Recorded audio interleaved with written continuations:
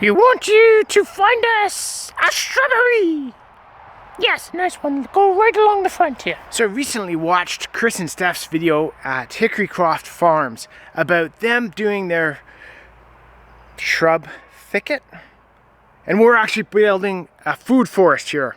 And you know why it's a food forest? Because it sounds better. That's all. Marketing, you know. However, we did plant some maples and some apple trees and some other ones that should get up into trees instead of shrubs.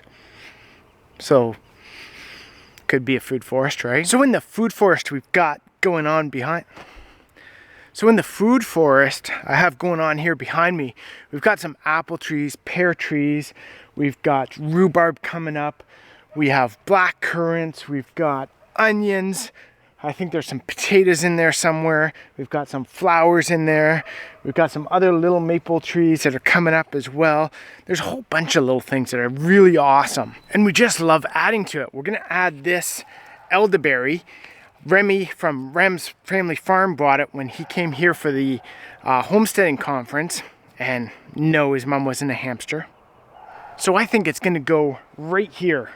It's in between some tree or shrub, could be a shrubbery, and a maple tree over here, and one of our nitrogen fixers, I forget which that one is, but it does these long beans. It's pretty cool. So we're gonna get it in, and it's already been out here for a number of days and it just went through a really couple cold days, so it should be good to go now. We'll get it stuck in the ground.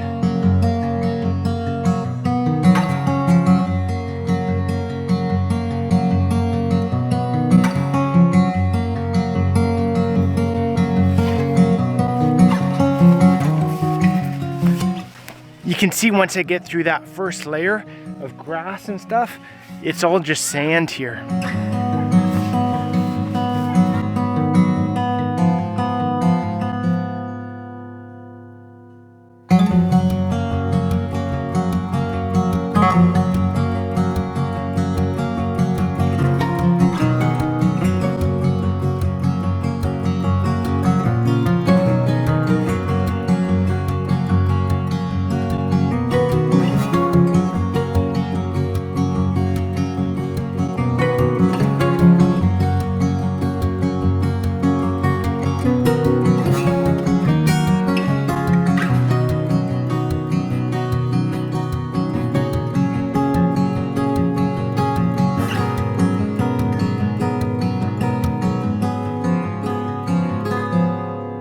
Usually I water stuff as soon as I transplant it.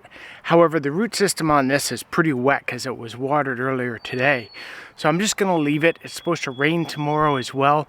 So that'll help soak up, or actually soak the ground. So there we go.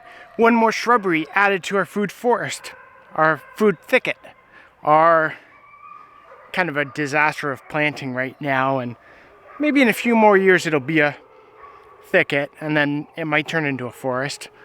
The way we keep planting stuff and trees and stuff, hopefully it will. But no matter what we call it, the key is to be able to start growing more of our own food.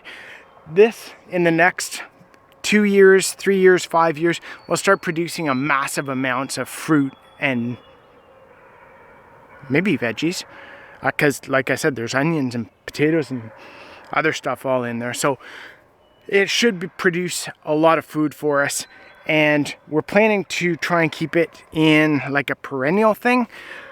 So we will try and put more perennial fruits and bushes and that kind of stuff in there, but we'll throw in annual stuff too, like potatoes and onions, and just let them go wild. Anyway, enough rambling.